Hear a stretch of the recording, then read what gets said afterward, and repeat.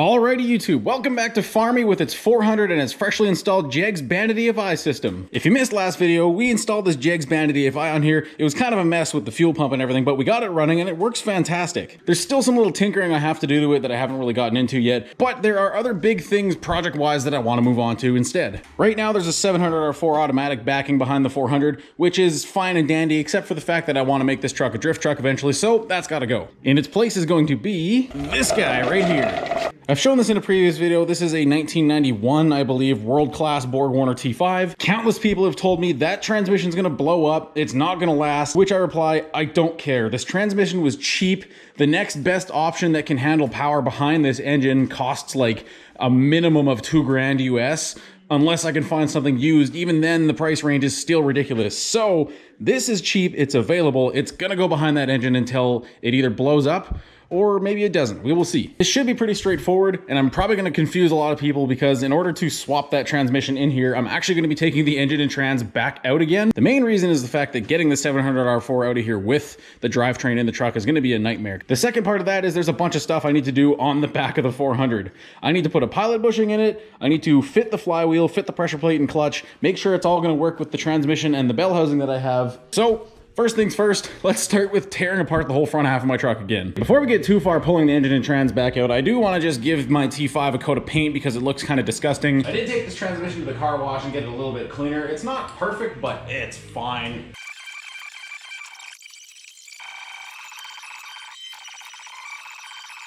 Yeah, that looks a lot better. Battery gone. Battery tray. There goes the fender.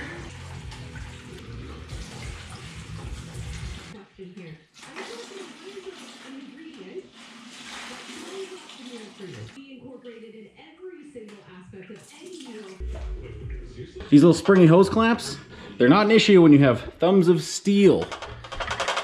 Boom. Man,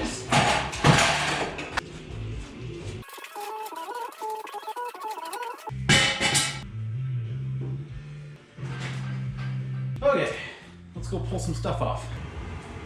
You can't really see when I got the light there like that, do you? Overall, not bad.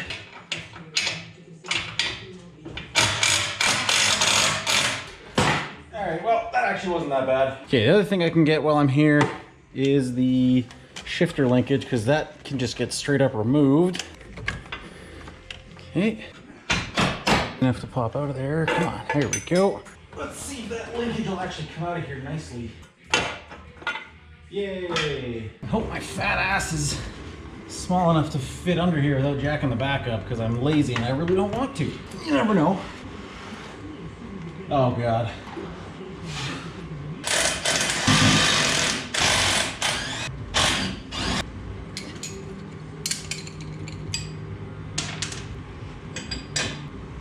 There we go.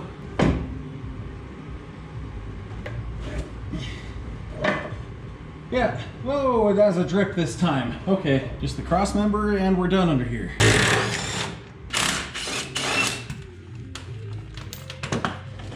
Get out.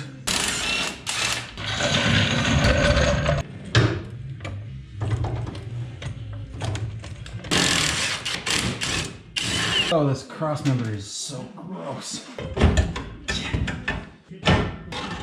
There we go. Disgusting. We should be done underneath this pile. Okay, I don't want to drop that too much.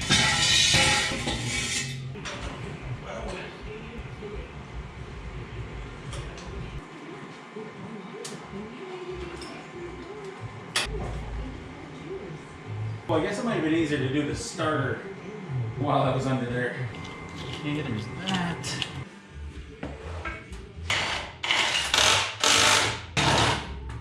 Okay, well that's a good thing to note that crawling around the front of the truck is the easiest way to get the starter out. These things I know are gonna come out easy. Yay. Of course I gotta get the steering shaft out. I seem to always forget about that.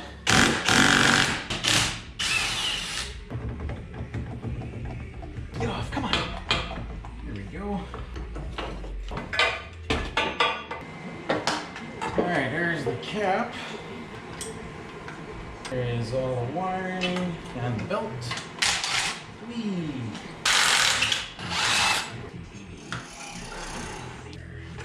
I think that's where I had that before. Okay, now we can get the header off.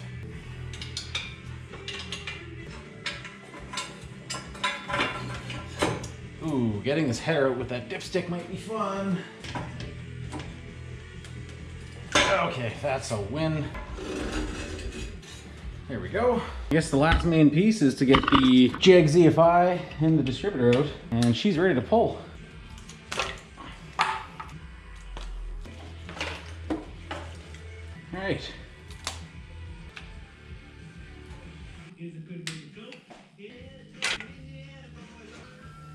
This thing's ready to yank.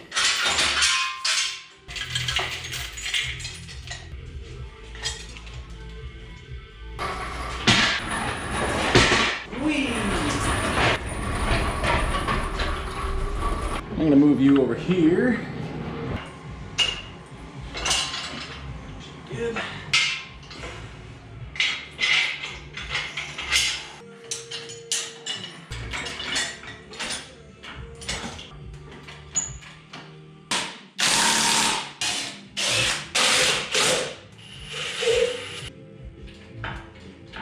It'd be easier to pull those plates off again.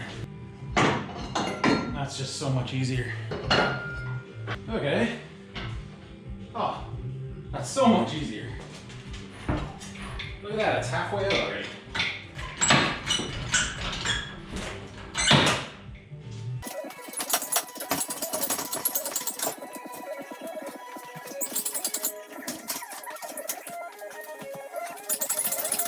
Right about here is to where I say to all the people asking why I take the front of the truck off, this is why. Because to get this engine at any more of an angle to pick it up with the front on, I'd have to have this boom way out. And I already have no space back here. Does it make sense now? Does it make f***ing sense? I mean, seriously, look at this. I got no room, man.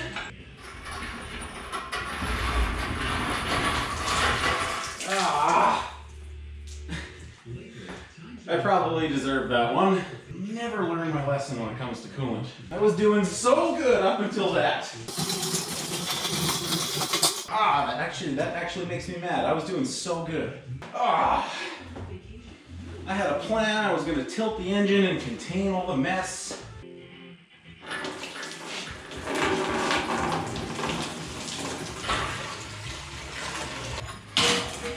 See how well we can do this again.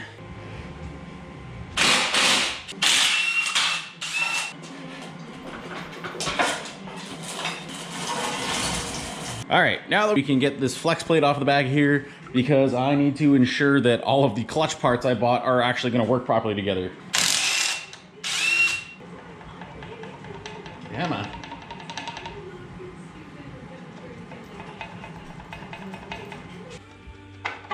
Whoa, there we go. And we'll also give the inside of this a clean because we need to put a pilot bushing in here. That is probably the most important part of having this whole thing out. The big question for me is whether this pilot bushing is gonna fit. It does look like that'll fit. I just need to make sure as well it fits here, which it does. All right, let's just verify this will still fit. Well, that's a problem.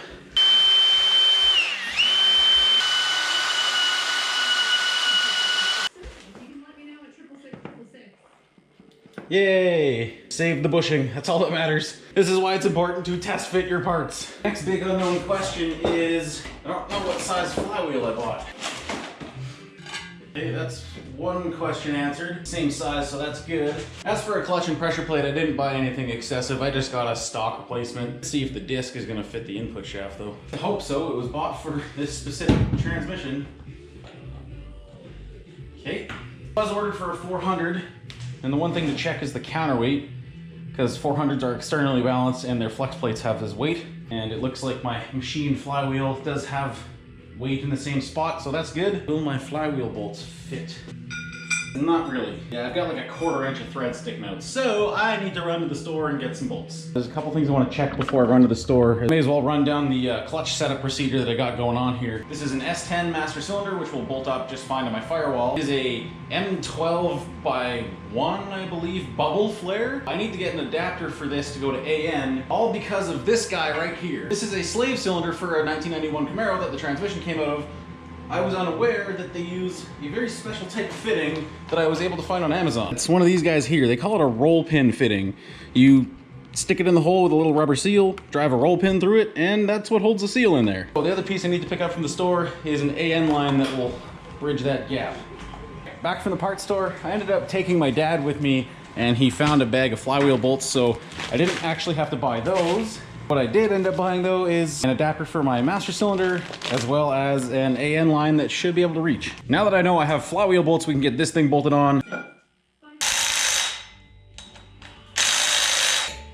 1, 6. This can just hang out here until I'm ready for it.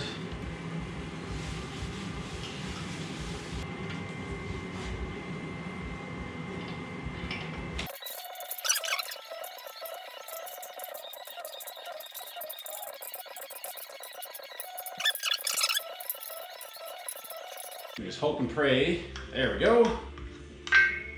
That is installed. Clutch fingers are even. 1, 6. The 400 can just hang out here while we go set up the rest of the transmission. And here's the first important piece. This is an adjustable clutch fork pivot ball, because my bell housing didn't come with a factory one. Hex on the back to adjust this from the outside. I was wondering about that. And then there's a jam nut that can probably be reached from the clutch fork area. Okay, it might seem a little goofy, but this slot is so big, I actually found a pry bar that'll fit it just a little better.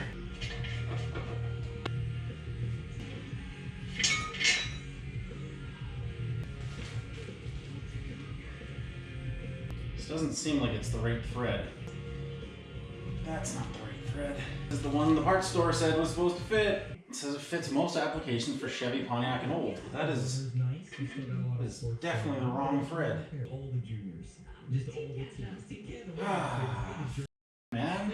Well, I spent all day yesterday trying to track down a pivot ball for this bell housing. I can't seem to find one locally anywhere. I called every transmission shop in the city, every parts shop, every aftermarket, everywhere. No one has one that will fit. There is one more guy in the city that hasn't got back to me just yet, but his prices are known to be really high, and I really don't want to know what he wants for a pivot ball. I guess there's still at least one thing I can test fit, which is the bell housing to this flywheel, because I have a hunch that this being the 168 tooth flywheel might cause some issues, because I know Camaro bell housings are meant for the 153 tooth.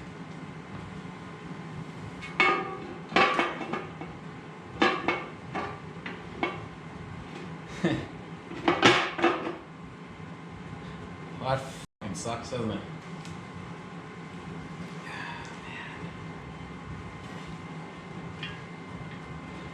Well, that is that's a critical oversight. I don't even know what to do. I do have some clutch parts under my bitch. This is an old school setup with like 10 spline clutch. I'm pretty sure this pressure plate is the same size.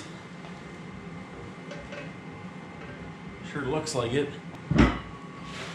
This one looks like a small flywheel, but I can't guarantee it'll work with a 400. It doesn't even have an alignment dowel. But yeah, there's the size difference. Ah, shit, dude, that sucks. Damn it, what do I even do about that? I could, in theory, find a 153 tooth flywheel that'll fit a 79 crank. And I'll have to go to a smaller pressure plate and clutch. That's more money I don't have. Man, that really blows.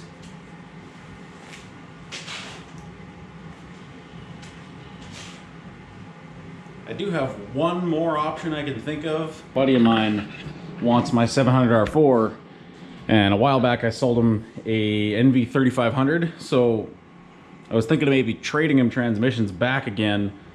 Maybe that one fits. I don't know for sure. And then I'm gonna have to completely redo the clutch and slave setup if it even does fit. I need to call some favors. This sucks.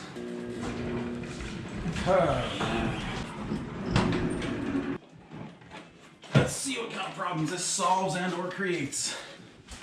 And just as I'm setting it down on the floor here, I'm already seeing one issue. And that is that this is a 10 spline input shaft versus the 28 or 26. Oh my god, dude. Actually, hang on. Oh, wait a second. This other disc I have might fit.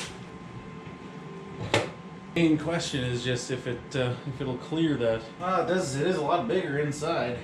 That's one shit show solved. Second shit show is clutch line. This is broken, and these 96 plus S10 transmissions have a release bearing on them. And actually, looking closer at it, it does seem that the inside uses the same roll pin fitting as that Camaro master cylinder, so I might actually be able to make that work. And then I don't know if that line I bought's gonna be long enough, but we'll see. What a disaster. I don't have an alignment tool for that, so this is gonna be interesting. Kind of like that. Here's my horrible idea for this. Oh, this is so dumb.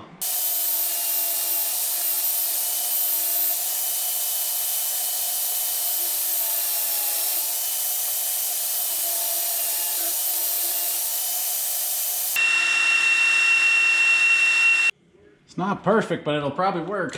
Let us see. Hey, that's pretty good. That might give me just enough.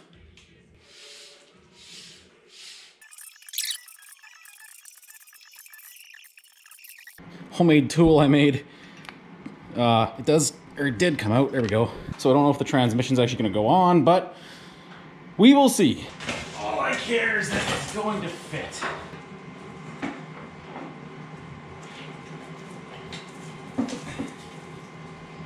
All right, the flywheel clears. That's the important part.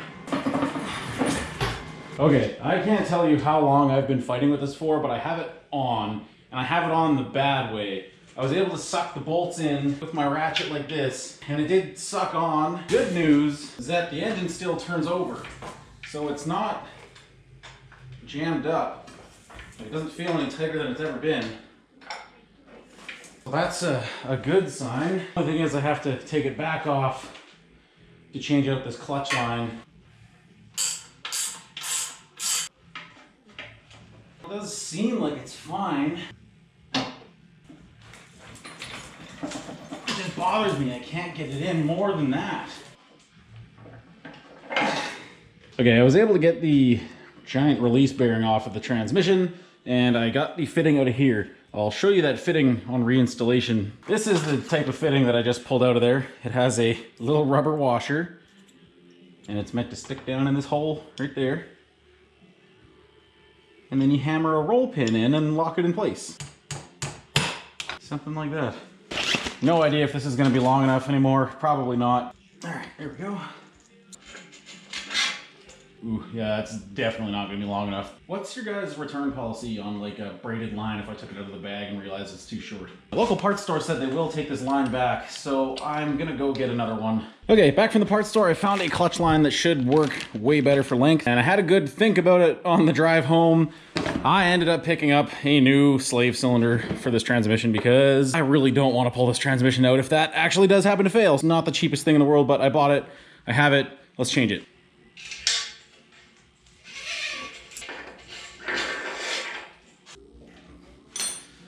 Alright, let's fucking put this transmission on, man. Why is it always transmissions? Clutches and transmissions with me is never easy.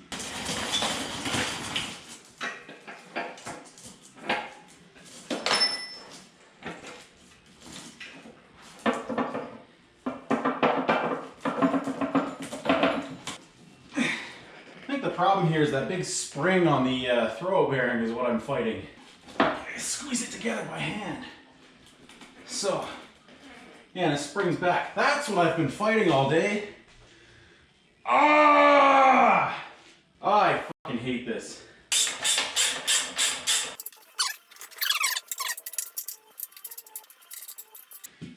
Okay. Let's make sure this thing turns easy. She is fine. I can't do it. It looks too ugly.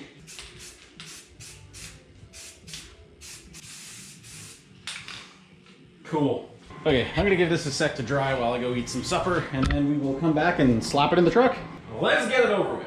I did take some measurements and I found out that the mount is like 2 to 3 inches further back than the one on the 700R4 and the T5 is. So we're gonna have to sort that out when we get it in there. The length of the transmission seems fine, so I think the drive shaft will still work, but mounts, yeah, it's gonna suck. Ugh.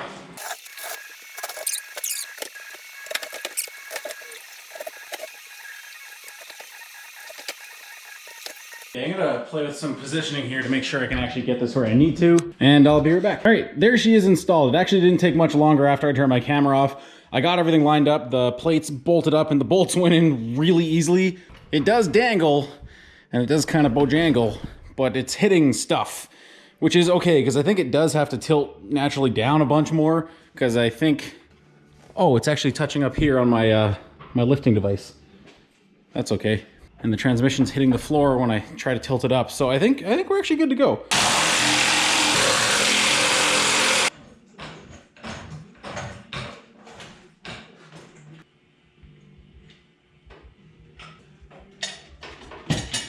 There we go. Okay, I did some crawling underneath. I got the exhaust removed because it's in my way, and I'm gonna be replacing it anyways, so I think I'm gonna do that at the same time. I was sizing up the cross member. It turns out the NV3500 mount is like 2 or 3 inches further back than the 700R4 or the T5. That was unknown to me, so it's also further off to the side. The engine's not perfectly square on the mounts yet. I'm gonna have to cut a chunk out of the cross member, make it flat, and then cut a chunk out of this side so I can actually access a bolt.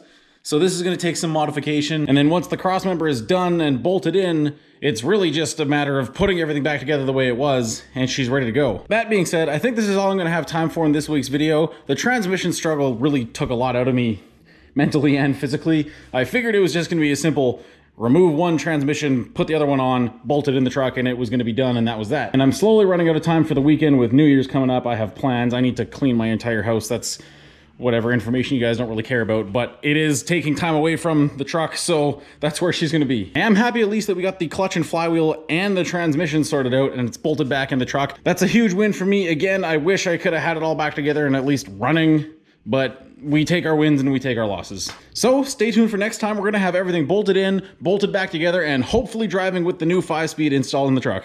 I hope you enjoyed what you see, and I hope you come back for more. Thanks for watching.